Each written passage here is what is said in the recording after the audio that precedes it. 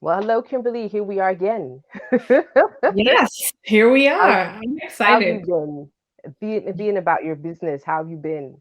Being about my business, literally. I think first quarter has been quite interesting. Oh my We gosh, had fourth quarter. Yes, we're it's we're first of wrapping up the March, first so it's quarter. like I'm already reflecting at this point. Oh man. But exactly that. It's been a January that feels like 8 weeks, but then you have February that just flies by.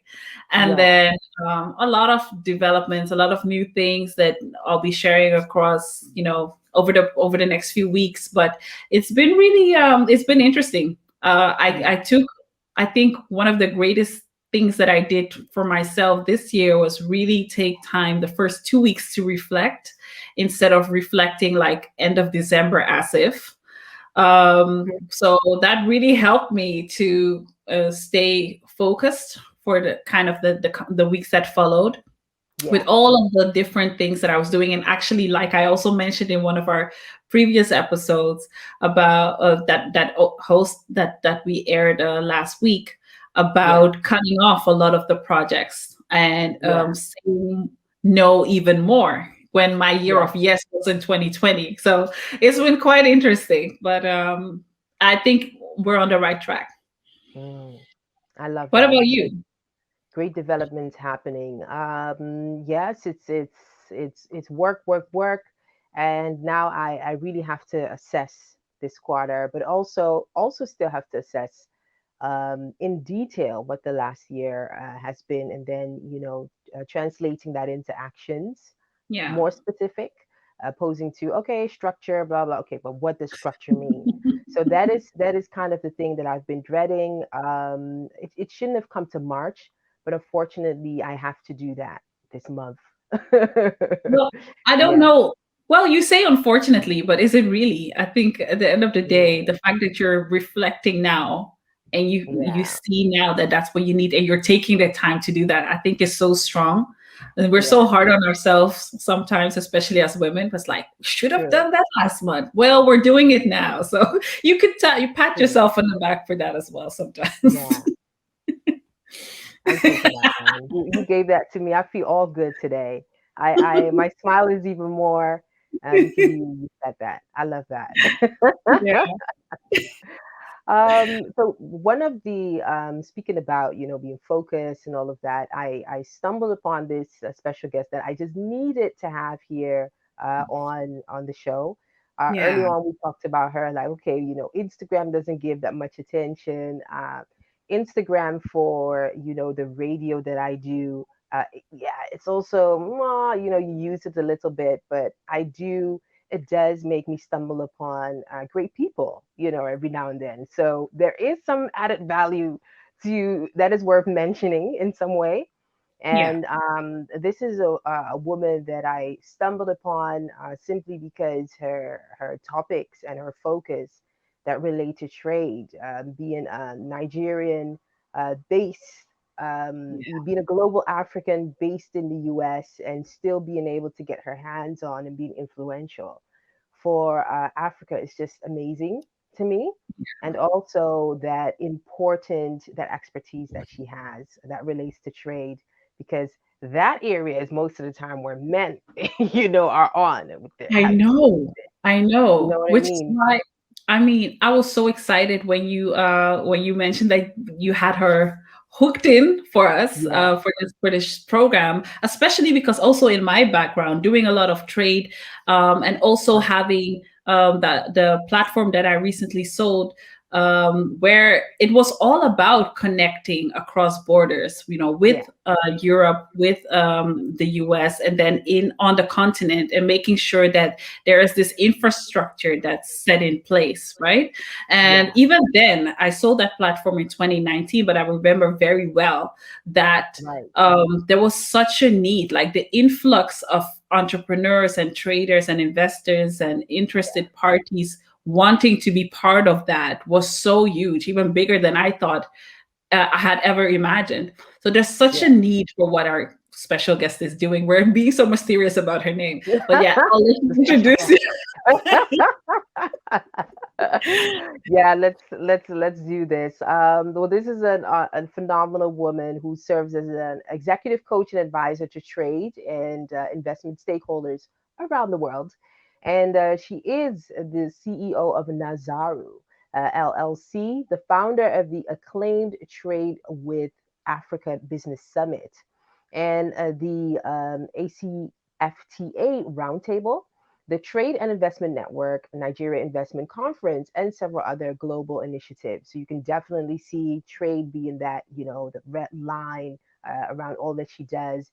She is the owner of also the beauty brand, OMOOBA, if I say that right, and the founder of the 360 Woman Ministry. Let's just get her on. I mean, this is Lady Toyin Umesiri, if I say that right. Yes, Hello, you did. Toyin. Thank you for having me. Yes, you did say it right. Good. I'm happy. Umeseri, is there a meaning to that? Well, What's I wouldn't know because I got that from my husband. all right? So I'm sure there's a meaning somewhere. I okay, Right. that reminds me, I need to ask him. We've been married what, 14, going on 15 years, I think. So I need to know. Wow. I need to know. Oh, That's all right. Good it's to have so you good on to have here. you. Oh, Yeah. thank you. It's an honor. I appreciate that. Yeah. Thank you. You're from Chicago, Erin from Chicago. Yes. Um, I always wonder what is lockdown like? It's been a year since we're in this. How is it from your side of the Wow. world? So, okay, lockdown in the US is a lot more stricter, right? Because the Okay. numbers are being monitored, right? So in general, um, the impact is real, right? The impact is heavy. Businesses have been impacted. So many businesses have been shut down.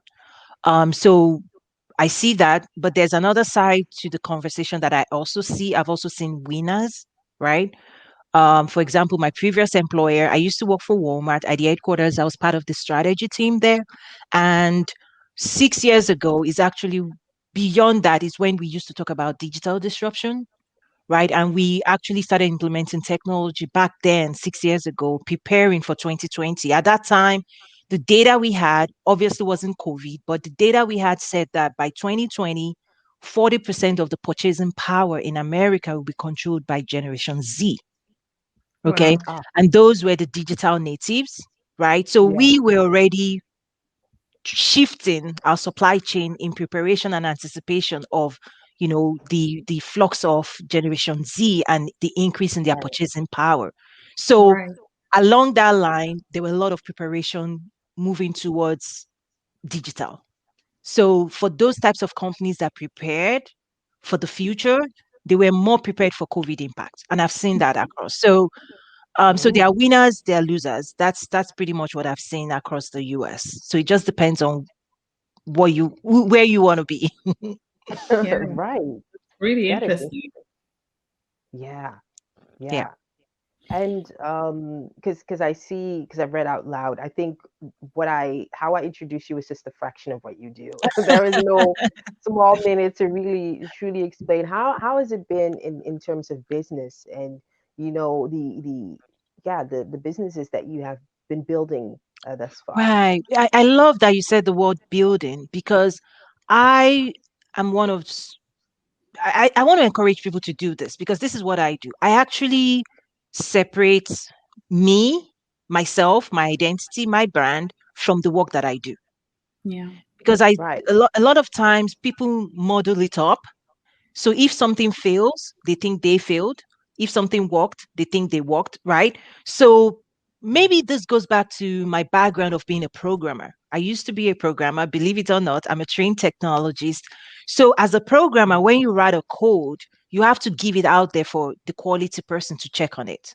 Right. So you have to it's almost like a baby. You have to find a way of giving it a life of itself and letting it grow, that you are not the one holding it back. So that's Right. one. The other thing is you have to also give yourself permission to create as much as you can. Because I also see people that have the potential to actually do more, they do less because they build one thing and then they stay right there. and that's Yeah. the rest of their life. So for me, those are the things I'm careful about. So that's why, so for me, I'm very creative. I see challenges, I see problems, and I create to solve those problems. And because I see a lot of dynamic problems, I give myself permission to create different platforms to solve different things. Right. Right. So you're right. Um, that doesn't cover everything I do, but it covers the big ones. And every day I'm solving problems. Like I'm solving. So it's more of solution driven, right? Mm, How do you solve challenges of today, challenges of tomorrow? How do you bring value? Because business is really about bringing value to the marketplace. So, what problems can you solve for people? That's pretty much what business is. mm, Yeah. yeah, definitely agree with that. So I'm hearing you say, you were a programmer. I mean, then it must be that the remote working or this lockdown Oh, setting, yeah, it's yeah. not new. Is it It's, like, how has that been in yeah. relation to operational part of what you do? So it's not new, but it has this moment has some unique challenges. Okay. So, um, earlier in my maybe mid career, several I don't know, maybe 9 years ago, I actually was a full remote worker because I was at that time I was working for Whirlpool Corporation in Michigan, and I had to make a family move. So I left the headquarters and I moved to Arkansas at that time, and I was a full virtual member of the team. And Yeah, my team was actually all over the world, from Germany to Mexico, um, all over, right? So it's not new to me, right? And right. I work, I mean, pretty much 100% remote. I think what's different now is the restrictions you have. It's not Yeah. just that you're remote, you actually have Mhm. restrictions in terms of what you can do going out there to shop, your kids in school, your workplace, being able to go out there, mingle with people. I'm also very highly social person. So the in-person engagements and the events we have, like my events was also impacted where we bring people from all over the Yeah, world together. So I think it's not just remote work, because if that was just only it, most yeah, people would be able to address it. I think it's plus plus plus. It's all Yeah. the other things that is added on that intensifies the impact for businesses and people around the world. So remote right. work, I think, a lot of people struggled, but that's not the struggle. It's everything else Yeah, that we have to handle. And also as women, it's the virtual schooling, it's the all of that, right? wow. So it's I really, one of the things I tell people is not to ignore, to really pay attention to the human dynamic that people are facing around the world, because your customers, they're facing that, your staff, they're facing that, your friends are facing that. Yeah, So I think it's time for us to be back to being human, to feeling again, and to also understand that, because before, business was really like black or white, you know Yeah. separate, like, Mhm. we don't want to hear what happened to your kids. We don't want to hear all of that. But yeah, now everything have rightly merged, and I see it as a good thing, because Yeah. leaders now they have to feel again, they have to also respond to those yeah, things, and Yeah. how they run their businesses cannot be robotic anymore. Yeah, I absolutely love what you touched on so many things that triggered me immediately.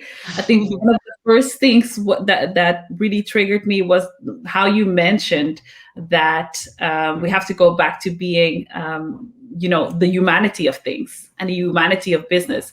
I think one of the most ironic things that I always found when speaking to multinationals and their sales departments was like, oh, you only do business with people, but then everything else they do is is processes and is term sheets, and it's no longer kind of connecting with, okay, what are my clients thinking on a day-to-day basis? What is it that is keeping them up? And it could be a baby, it Mhm. could be something that has to do with being locked down or not having your employees in the places that they need to be. And so how are you not able to relate to that? How are you going to Mm. relate to that? And as a leader, I think we have had so many discussions over the past year on Yeah. leadership, and it really has exposed that we do not have a lot of quality leaders in positions that are of leadership right now. Mm, And that how disproportionately women then were also affected by this mm, pandemic, because we were previously not being recognized for all of the things that we had to juggle. But then mm, at the same time, we're the first people to either be let go. I mean, we've seen the numbers in the States, which are staggering. But also the same people who have to uphold all of these things and are probably in a better position to mm. relate to employees and staff and clients. So it's there's so much to unpack there. So I'm kind of trying to find out how that aspect has been for you in terms of your business. Did you do things you have to inevitably do things differently?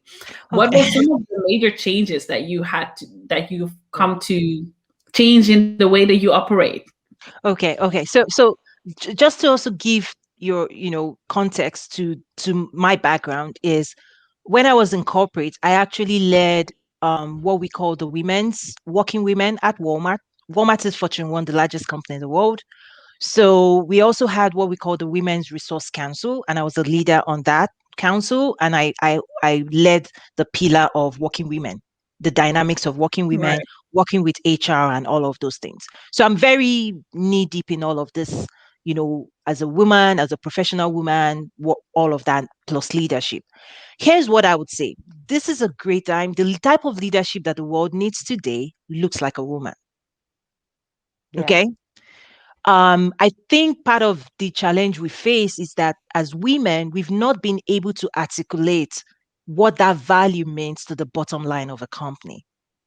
Mm. That's one. The other thing, the other mistake that people have done, especially through the feminist movement, it's not really completely balanced. It's gone in one direction. The other direction it hasn't gone to is that we shouldn't be trying to lead as a man. Like, Yeah. I'm not trying to lead as a man. We need to acknowledge the strength that men bring into the workplace. But what we've Yeah. not done is acknowledge that we, women, we can work on shoestrings and we can string things together and we can run a budget, like a tight budget. We can make something out of nothing.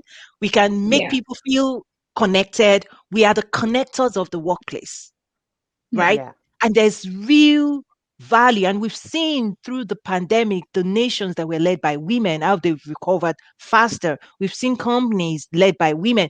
Those are the conversations we need to bring. We need to engage in monetary terms. Right. Yeah. We need to understand that this is real bottom line impact, that we actually bring something to the marketplace that men cannot undo. On a good day, we can undo more crazies than a man.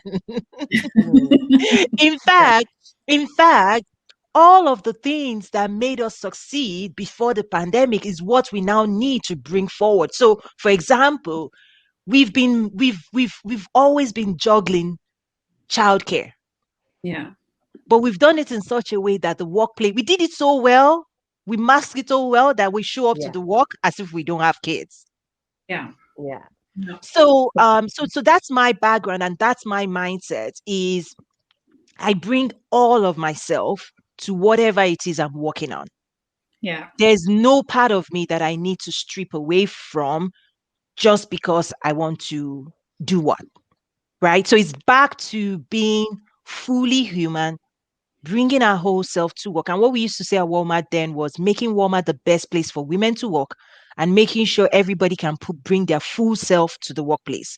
Like being Yeah. able to negotiate with your boss, right? Like, Yeah. this is what I need. Like, Yeah. these are my peculiar needs as a woman. I have kids, I have this. But a lot of times, um, we don't have that conversation, or we feel we can't have that conversation, maybe because we don't even know the value we're bringing to that workplace. So my value in the workplace allows me to negotiate. Yeah. Right. The moment you can grasp that, because Mhm. people wrestle with, hey, if I ask for too much, my job is going to be jeopardized. But once you Yeah. know that your job is secured, then it allows you to negotiate Yeah. for Yeah. your Right.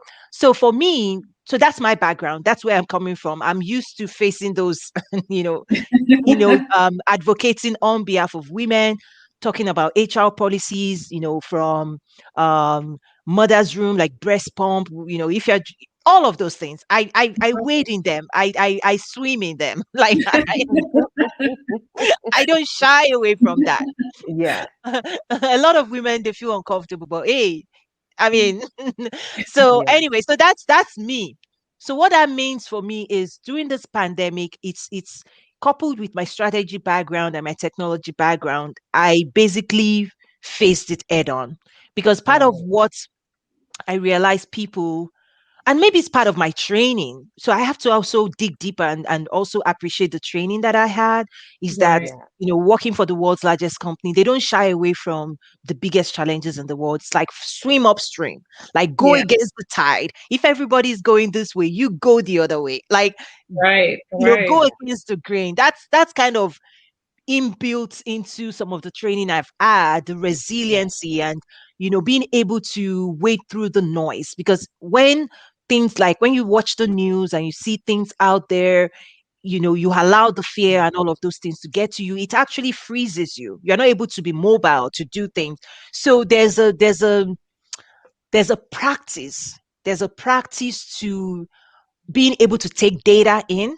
Okay, yes, Right. this is happening in the world, acknowledging it, because the other extreme is people being in denial. Right. Okay, Mm. so there's an extreme, there are two extremes. I'm in denial, okay, like the ostrich in the sand. This is going to go away, la la la la la la la la la la. You don't want to hear the news. So that Yeah. Yeah. that's one extreme. The other extreme is hyperactive to the news of today. Like, hey, Trump is this, then you go crazy. Oh, every single day the noise is really messing you up. So those are two extremes. You really have to be in the middle. Right. Mm. The middle looks like you are aware of what's going on out there, but you also are in control. You're Mm. in control. So that's really where Mhm. how I've handled it is, I'm aware of what's going on. I stay current, but I also know that we're building for the future, and also putting things in perspective, that this is just a slice of the moments in time, maybe 2, 3, 4 years of the rest of our lives. Let's Yeah. let's make the best of it. The world is never going to remain this way. We're still going to come out. It might take 2, 3, 4, 5 years, but eventually we're still going to come out of this. So having those perspectives has actually helped me to keep moving forward. And I know I Wow. said a lot there. A lot Well, of good things. exactly. Yeah.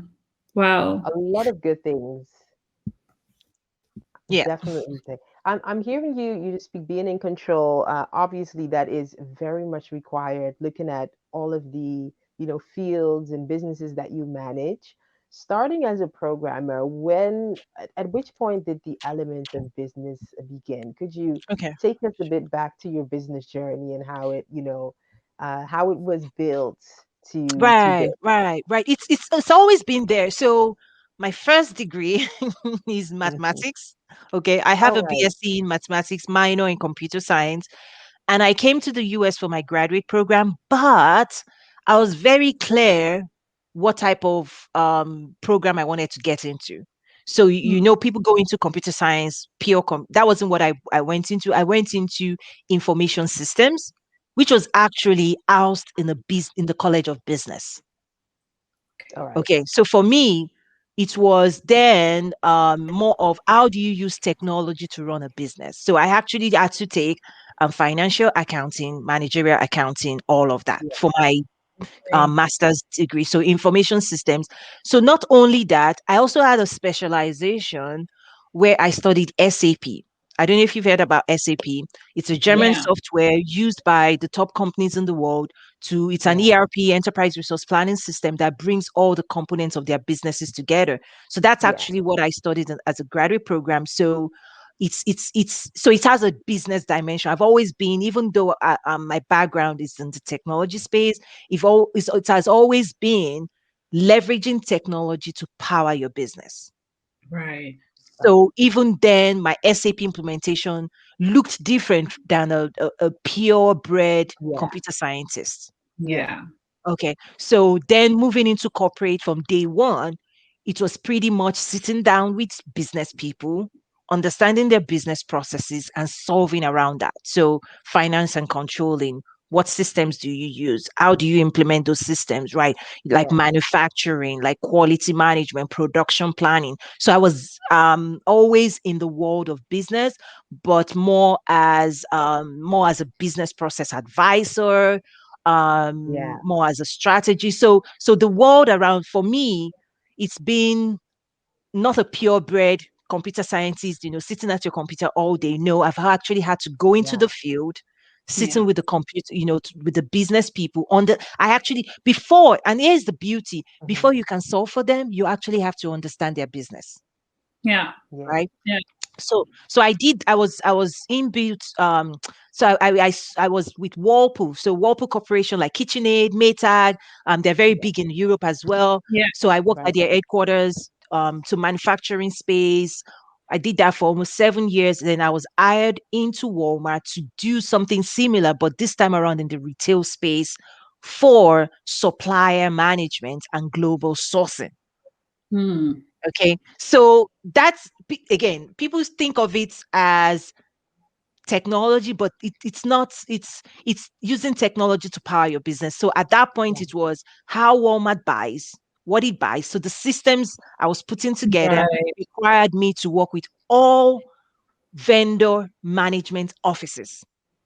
Yeah. Vendor management offices, meaning real estate, how they build all their buildings. Walmart is the largest private real estate owner in the US. People don't Hmm. know that. So, Mhm. how they manage those buildings, the suppliers, Yeah. I didn't the know people that. that supply everything, the contracting behind it.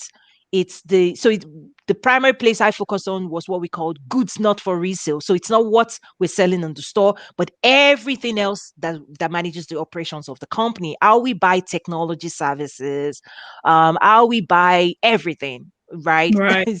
Services, products, and putting systems in place to support that infrastructure, Yeah. right? So it was the back office of the backbone of Walmart. And at one point, working with my SVP, the budget we had then, we had to manage over 5 years was like a lot. Probably I won't put the money out, but this is massive, right? This is massive, massive infrastructure. But again, so that's where my tech. When I say I'm the technologies, but it's a unique path where you're actually married to the business. You have to understand them, you have to solve for them, and you have to do such a great job at it. Yeah. Right. Yeah. Right. Wow. So looking at you identifying that, because you really outlined that you're different than the usual tech person that would just focus on operations. You really look to connect the dots with the strategy of the business. How were you able to discover that was your Hmm. thing? Hmm. I think okay, that's a good question because I think I've always pushed against the grain, and I also credit things to the leaders I've had. You know, um, when I joined Walp, I remember this fantastic. I'm still in touch with a lot of my leaders, even this person. Steve welcomed me into the organization and he shared several things with me that really, really changed my life in the sense of, hey, Toyin, our culture here at Whirlpool is question everything. like, like, don't come here and say, oh, because we have a lot of people that have worked for us for 30, 40, 50 years, but we're bringing you in as a fresh eye, so Yeah. it's going to be a disservice to us for you to come in and to blend in and to Yeah. say, Yeah. this is the way they've always done it. So I'm going to do it the way they've always done it.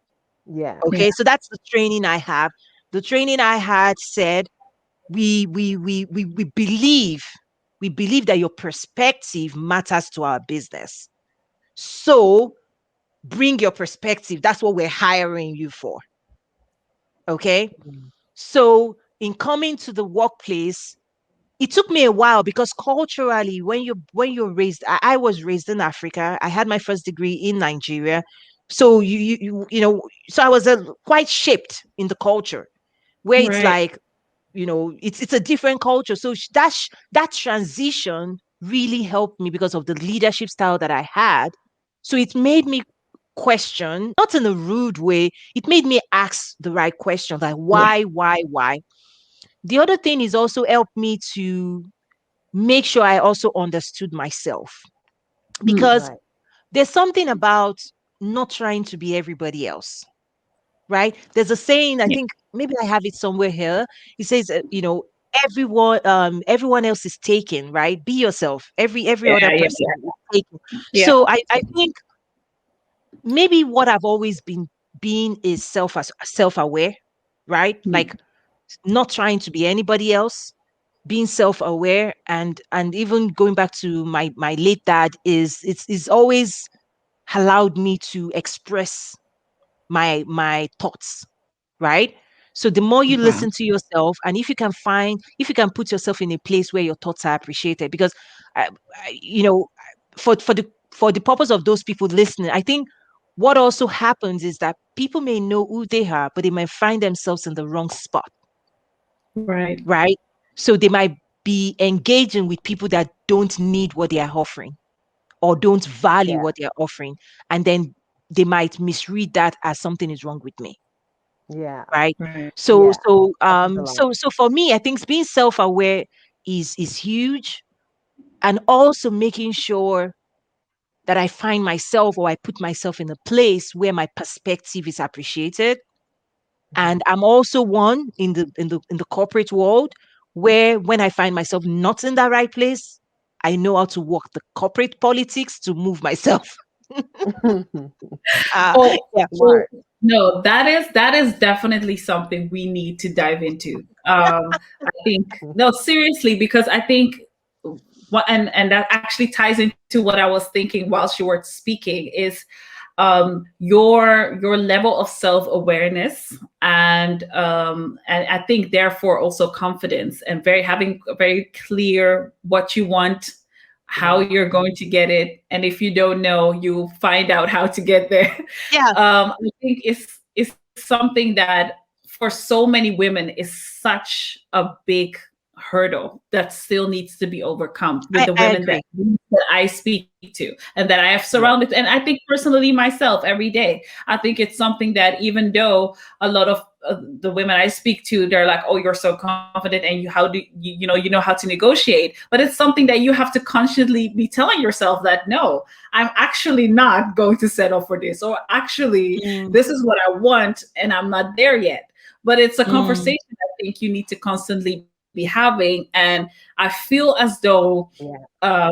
it's something that from what I have studied, that boys get instilled into so much more when they are younger, where they feel mm, when they have that conversation, like, no, just try again, and you know what? Yeah. Oh, you just go ahead, try it at least, mm, right? And then with us girls, at least previously, it's getting better now, but it's about don't do that, you get your dress dirty, or it's dangerous, or you're gonna mess up your hair. Like, we have all of these things that we first need to think about. Like, I Yeah. when I think when I look at my daughters, I'm like, they just want to jump in the mud. Like, that's what they want to do. So, like, just let them. But it's something that we grow up with, and then we go to the workplace, and it's like, dress this mm, way, speak this way, and mm, don't go into that sector, or mm, don't Yeah. have different degrees. Like, there's so many don't do's that mm. feel like, do you feel like this is something that you were maybe raised with, or you had examples, or this is something that naturally you developed because of the environment that Mm. you Wow. Okay. I think I think it's all of the above. I strongly believe that when we're born and we're raised, our identity was fully formed as a young age, but then life beats it out of us, like yeah. culture. So it's nature versus nurture. I really believe women, even from a scientific or biology standpoint, we are tough, we solve better, and we've always been doing. If you go back to your 6, 7, 8-year old, You knew what you wanted and you went for what you wanted. I Yeah. think between that age and adulthood is where the mess happens, Yeah. where the stories were told and what the culture tells us is like that shaping and molding. The society is trying to, the society needs us to perform in a certain way. Yeah. So the society is set Like up that to needs make us. us conform in a certain way, Yeah. Yeah. Yeah. right? Whether we need you to be a wife. So this is how wives do. This is the Yeah. role you need. This is the Yeah. roles are set for you. So Yeah. between Yeah. your 8-year-old and your 18-year-old, all you're hearing, depending on your how you're raised, is that shaping. Yeah. Okay. Yeah. Some people have it better. I had a better shaping where my dad was pretty much a tough, like he was really, he let me go out there. I remember there's a story I've shared before where when I was learning to drive, in Mm. Africa, you know how crazy the roads are. Maybe Yeah. some people do. I remember there was a particular day my dad was sitting by me and I was driving. And then there was this cab driver that tried to edge me off the road. And my dad shouted at me, block him, block him, block him. You have right of way. He wasn't having it. Daddy wasn't ready to That be man, oh, driving. that my dad was he was almost jumping on me, like, let me take that steering wheel from you. Like, block him, block him, block him. You have right of way. And so Mm. I obeyed my dad. Boom, boom, boom, boom, right? And I blocked Yeah. the guy. And then after that, my dad pointed at me and said, never let anybody run you off the road. You could end up in a ditch. Wow. Okay. And that's Wow. what happens in life every time, is that somebody's trying to run you off your own path, Mm. right? Somebody's telling you a story that is not for you. Are you going to believe them and go off your road? No. So there's a clear path you need to go through, right? There's a path that your creator has created for you. You're here to do something. You're here to make a difference. You're here to touch lives. Focus on Yeah. that. And Yeah. anything else, everything that helps you accomplish that, yay, great. Anything else that tries to tell you otherwise, you just know, no, that's not for me. And then Mm. going back to the workplace, for me, part of self-awareness also, I actually know what type of leadership style works for me and which one doesn't. Like, I know the type of Yeah. leader I want, that I enjoy working for, and I know the type of leader I don't enjoy working for. So there are times where I found myself with the wrong type of leader and I've maneuvered my way out of that leader. I, I, Right. I was like, no, mm-mm, no, mm-mm, you, Yeah. I can't deal with you. So there was a time, there was this particular leader. Right. I worked myself, I negotiated with one of his peers and he stole me from him. We did it behind the scene. We did some HR moves. And he stole me from him. And I was like, All yes, right. I'll serve you. I love you. You are the type of leader I enjoy working for. I'll do anything for you. Right. Move me from that guy. And he did. And then, so I was there for a couple of years. And then down the line, maybe 2 or 3 years later, there was another reshuffle that moved me back. Right. It moved me back. And at that time, Mm. found, I then designed some processes for myself to manage that leadership. So that's what we call managing up. Wow. Okay. Yeah. And let me share a few tricks. So Yes. this particular leader that I ran away from for several years and then Yeah. got back to, I then, because you can't change your leader, you can only manage. One of the things I started managing was my email. So Mm. part of what I realized that was that this guy was a micromanager and he wanted what he wanted anytime he wanted it. Like, so it Mm. made you jumpy. You were always, you don't know what to expect, right? And Right. I that's not me, right? I love my space. So what I did then was I created a special folder for this person. And then I created a rule in my inbox. Every single mail coming from this leader went into that box. Yeah. It never came to me. So then what I then did was I'll be like, okay, I have time now. I have time for you. So I I conditioned love that. myself to say, okay, Yeah. I have time for you. What do you want? Then I'll open. So I'll brace off myself to open that folder. And then I go through all these lists. Then I respond to it nicely and politely. Hey, yes. Great. And the other thing I also did was because he just wanted to be in control. It wasn't about me, right? That's Mm, just no. him.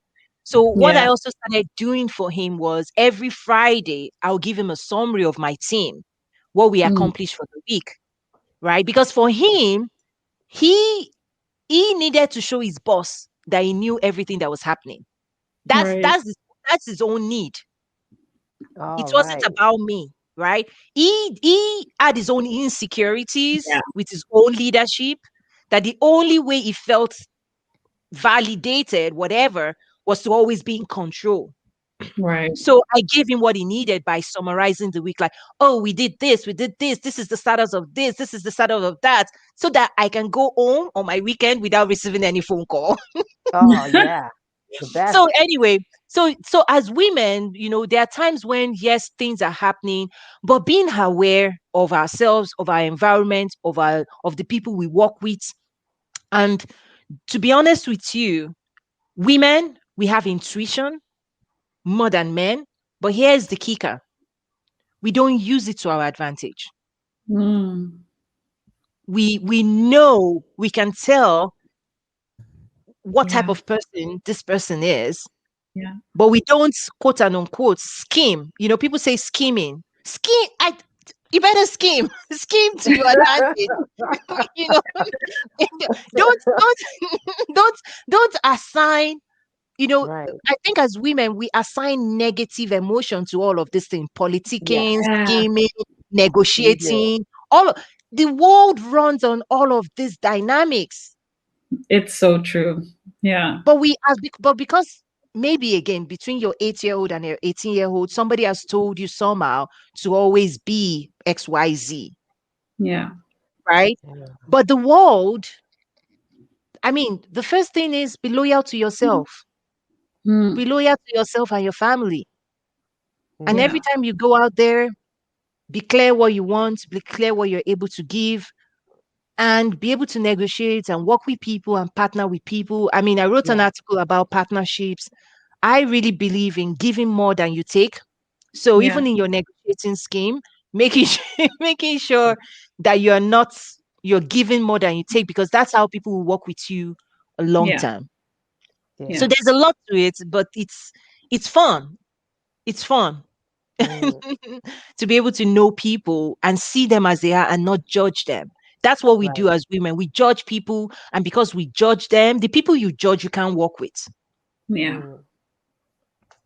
Well, I feel that I could just listen to a I podcast know. of you or any learning like on a daily because you cover on so many things the negotiation part, understanding schemes, using schemes to benefit your career, while you play according to rules that are still respectful, Oh, yes. are according to good ethics. There is so much in there. Like, Yeah. I'm praying for a part two somewhere soon, That was, to yeah. No, talk to but you about this. seriously. Yeah. Seriously, I think one of the greatest things that I think we could learn is what you mentioned: how to get rid of those negative links that we have with being using your intuition and understanding that politics is part Negotiating. of the game and be Yeah, part of that. But not in a nasty way, but making sure that you're playing your cards right because you have the cards in your hand, so play them right. And so I think that's such a big topic that perhaps needs to be unpacked a little bit more when we have time. absolutely, absolutely. I'm figuring out, which of the top questions we could ask you before we round up. I'm like doing the maths in my head. Um, we've talked about you understanding who you are, having the confidence, but what would you say is your why, the why you do things the way you do? And also to mash it up with another question, um why did you pick, to focus on trade? Because there's so much added value that you bring for women, African women. Over 50% of African women are entrepreneurial, let's just say on the continent. Mm, I believe that same statistic is for the global mm. Africans. Um, why did you touch specifically on the element of trade? Right. Okay. So, you know how I say I always separate who I am from what I do. Okay. So, Yeah, here's the thing. I have skills, right, that I always use. Like if I'm given, I'm the person that any project that is not going well, give it to Toyin, right? Like if you want something to go smoothly, give it to Toyin. Like that's who I am. So I'm that laser focused person. So I'm a yeah, problem solver, and I solve problem at scale. yeah, So projects of 2 years, multi-million dollar projects. That's what I do. And I do it really, really well. Okay. yeah, So what then happened about 6 years ago is my dad passed. So I'm solving problems for the world's largest company, right? At the headquarters. I'm handling all those things, right? Complexity here and there. I'm happy. But then my yeah. dad passed about 6 years ago. I made the emergency trip. Before then, I hadn't been back to the continent in a decade, you Wow. know. So I was disconnected from the community, from the continent. And then when I went there, I also had the opportunity to interview people about his life. I wrote a mini biography. Yeah, So when I came back, so many things happened to me, like so many things. Like it's not just one thing. I think I went through a transformation. Right. A few of the top things were number one, listening to my dad's community. He rose up through the ranks, but he stayed connected to his community. And at the end of his life, what really mattered to people was how he touched their lives, not necessarily the heights that he attained professionally. So right, that was a life moment, realizing that wow, at the end of life, you could become anything you want to become. You could be at the peak of your career, but are you going to still stay connected to a community? Would your community be part of your success? Would Hmm. your community benefit from your success? What would your community have to say about your success? Okay. So that was one. So for me coming back to the headquarters of the world's largest company, also realizing my day job exposed me to global transactions. Right. Okay. Global transactions and the wealth and the movements and how things are transacting, right?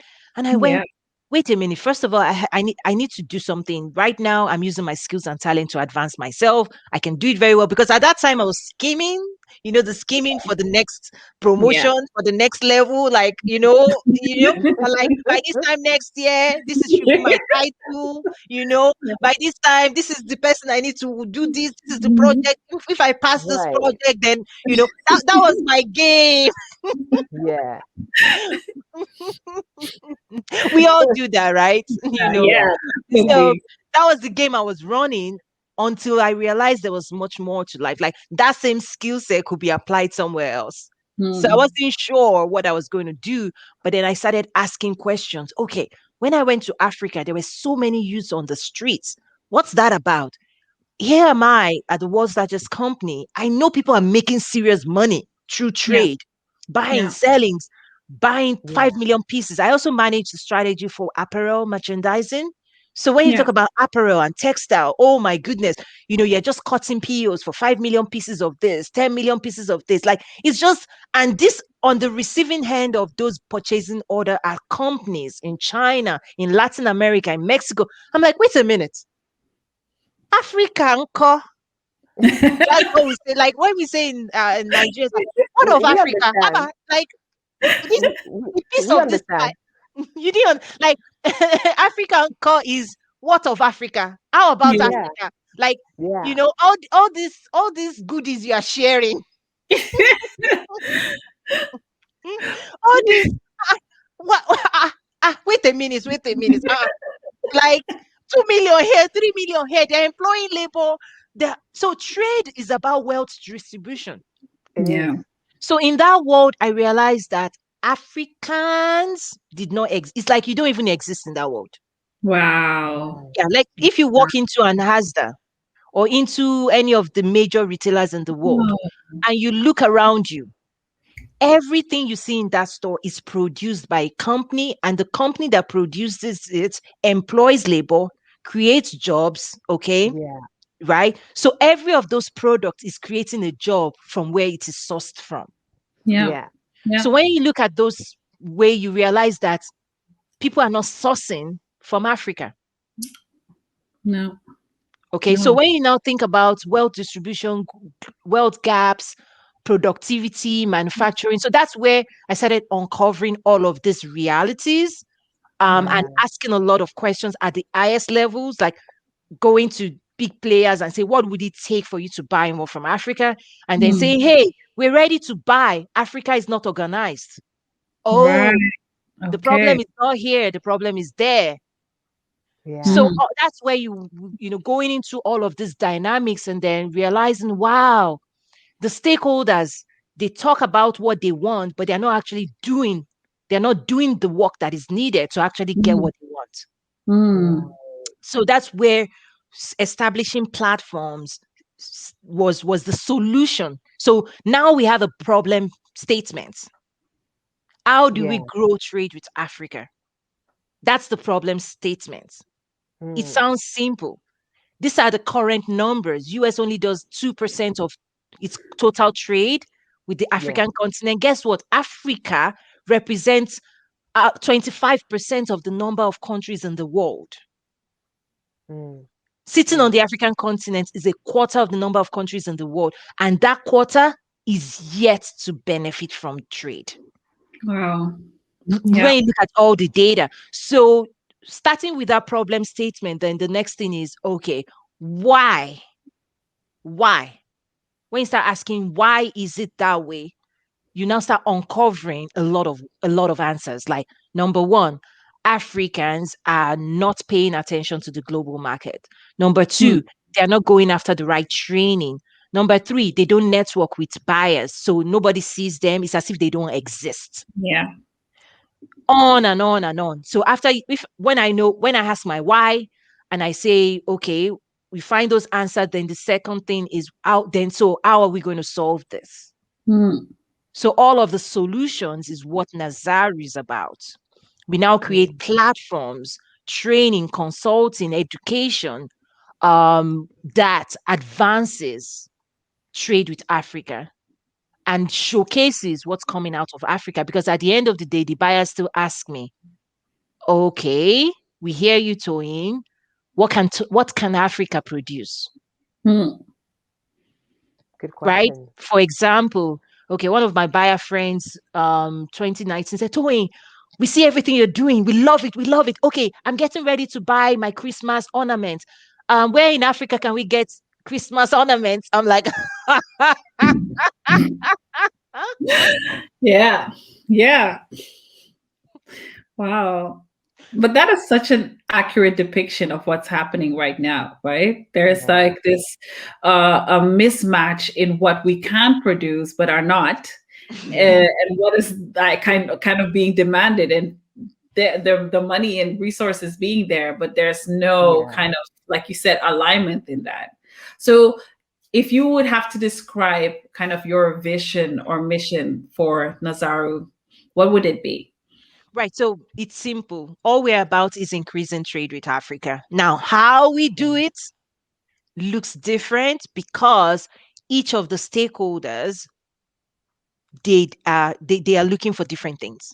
So Yeah. I actually teach trade and investment facilitation, and one of the first things I teach people is to make sure they recognize the various stakeholders in the trade and investment dialogue, because that's one of the mistakes people make is that you're addressing the wrong people with the wrong message.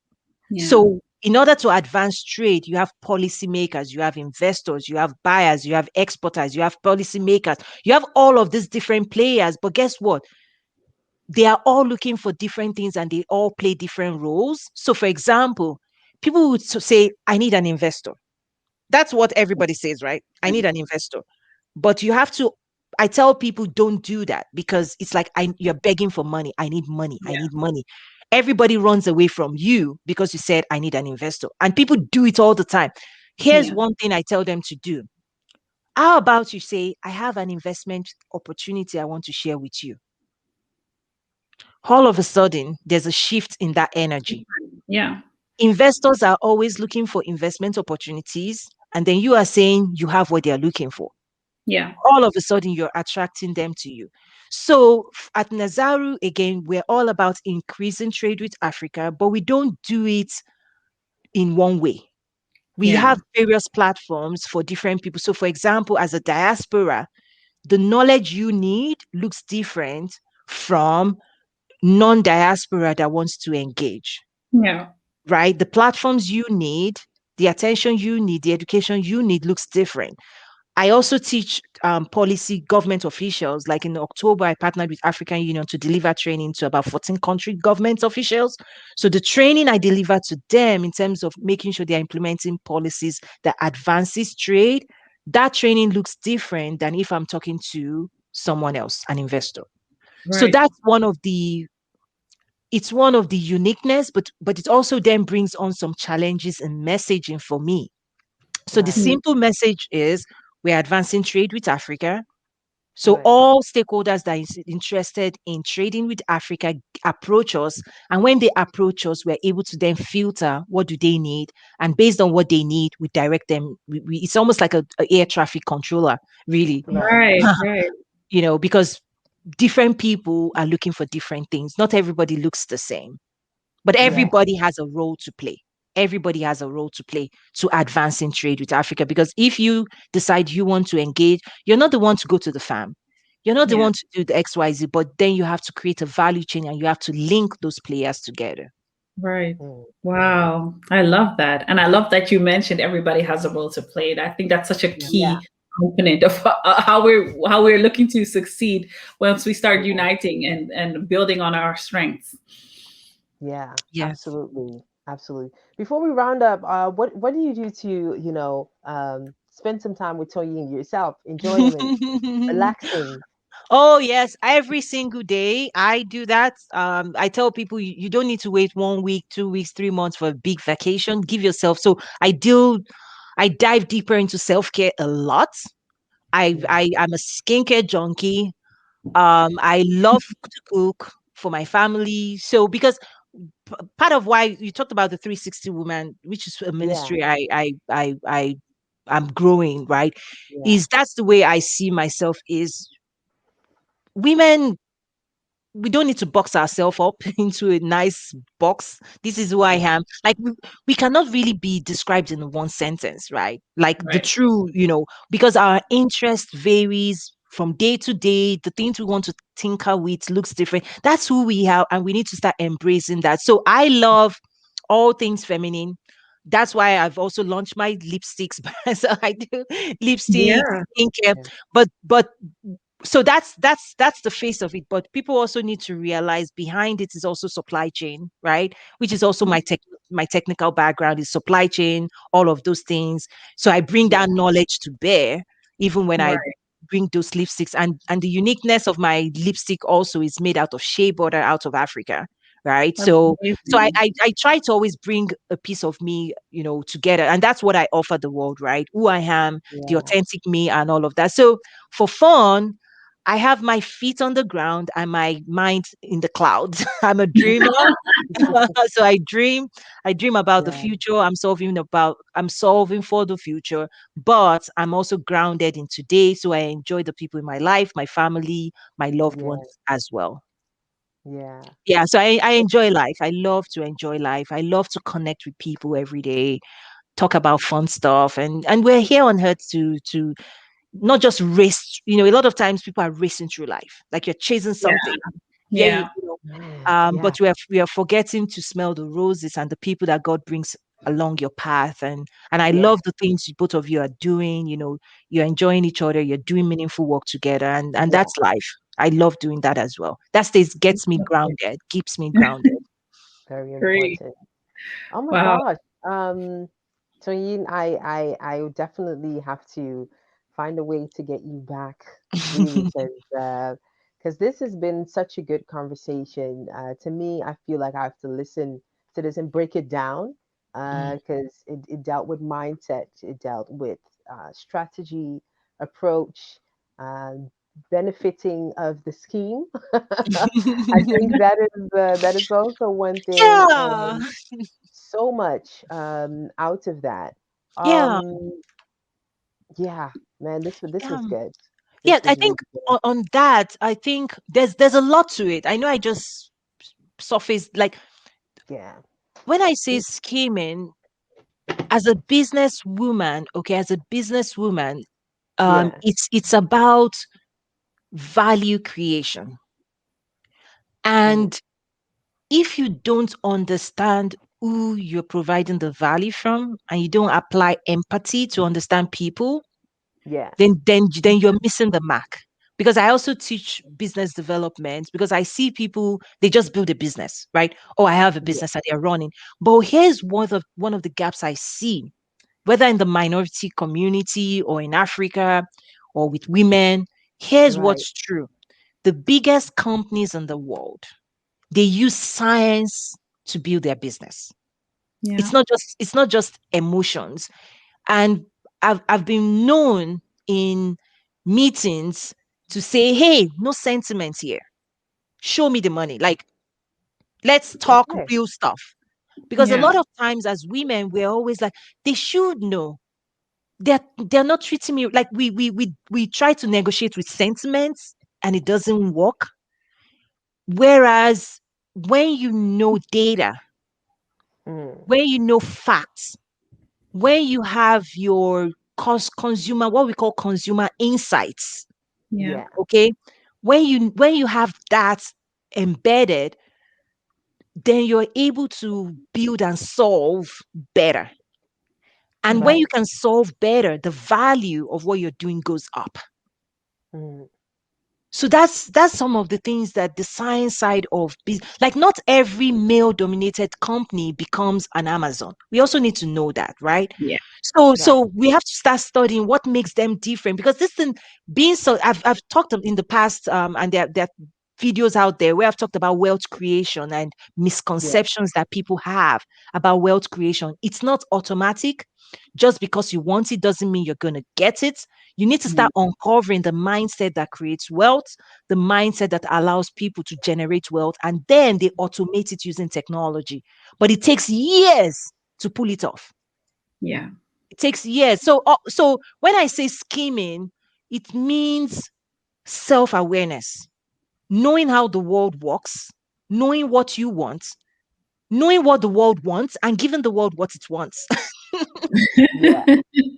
Right? Because Yeah. you when you bring that value, you say, okay, women want to feel this way. Let me give you an example. I know we're wrapping up, but I think this might be Yeah. the real icing on the top for people Ice on the joining top. is yes, Mhm. think about the luxury industry.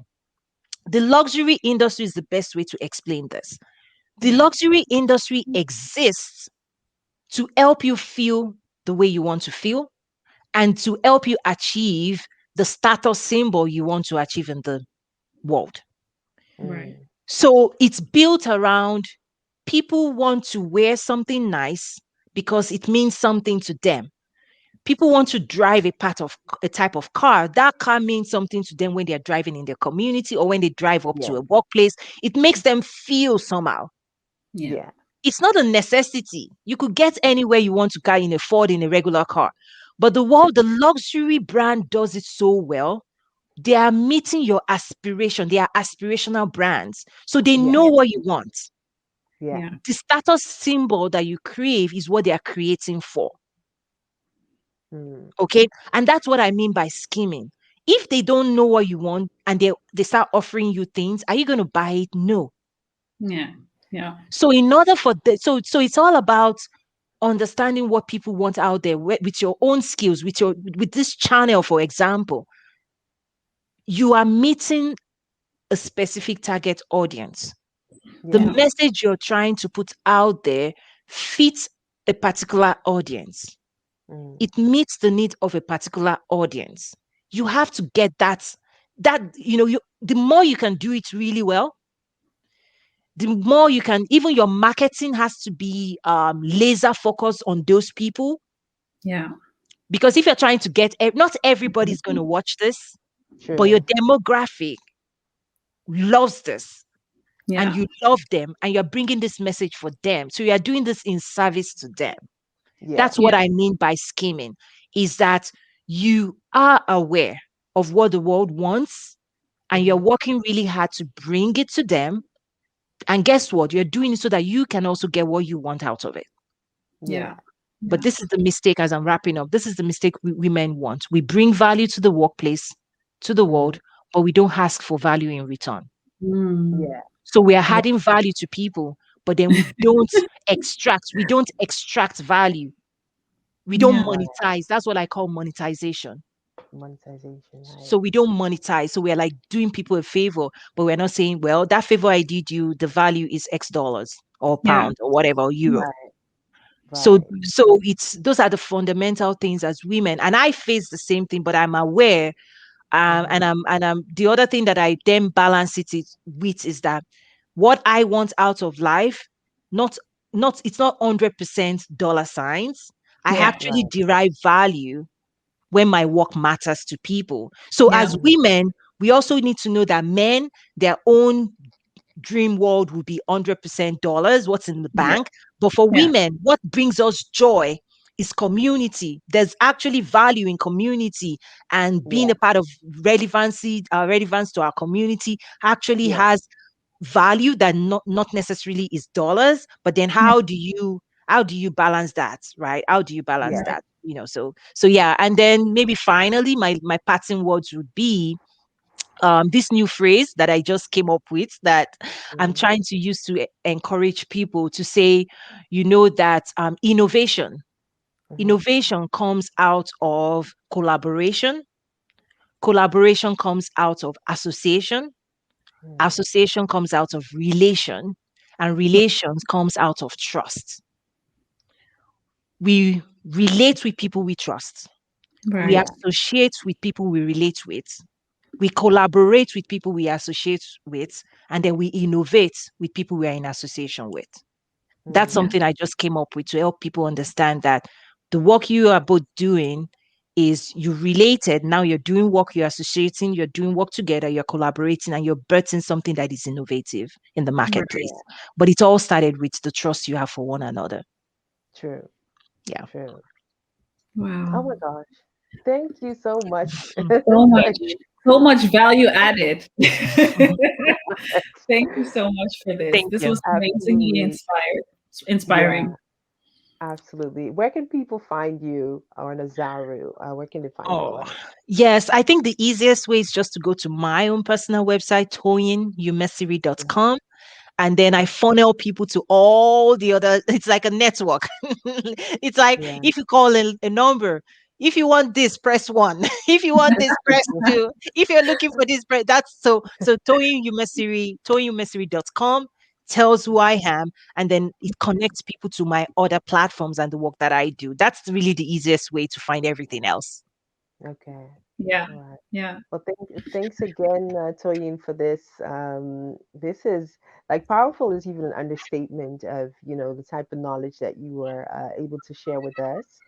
And, we're keeping in touch with you, if you don't mind. Oh, definitely.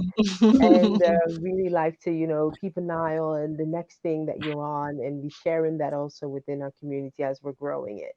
Yes, So yes. definitely on that note. And I know Oh, your yeah, day is getting started on your side of the world. We yeah. do wish you like a good working day, one that's like also fulfilling, Yeah, and hopefully, or we will definitely stay in touch.